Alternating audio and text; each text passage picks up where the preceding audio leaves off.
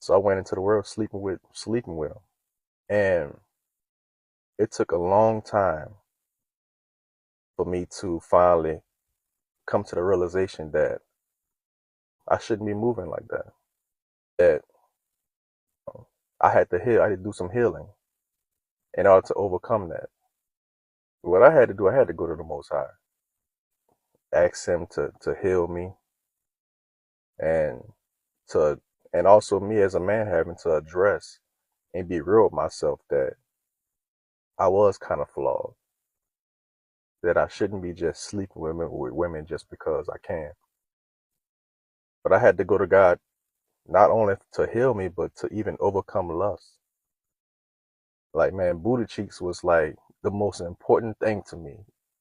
Seriously though, I'm laughing about it, trying to make it a little, try to make kind of like soften it up a little bit, but it definitely was everything. It was like, it was more important than the water, you hear me? At one time. And a lot of times it became a hindrance. It messed me up as far as my focus. I could never figure out my purpose because I was constantly chasing women. But eventually, when I submitted to the Most High, He helped me to overcome lust. Fellas, I promise you, once you overcome lust, you hear me? Man, you really gonna tap in. You know what I mean? First off, you become so disciplined. Now, when you come into contact with a woman, you're not just looking at, her body. You looking at that's the only that's kind of you value that over everything else, over all the other attributes that you should be seeking from a woman.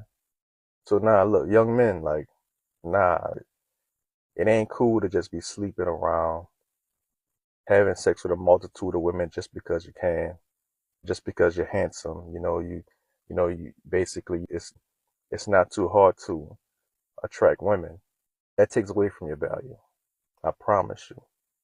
And then you can, even when you being lustful out here and you have that wound that you don't address, you can mess around and start creating kids out here with the wrong women.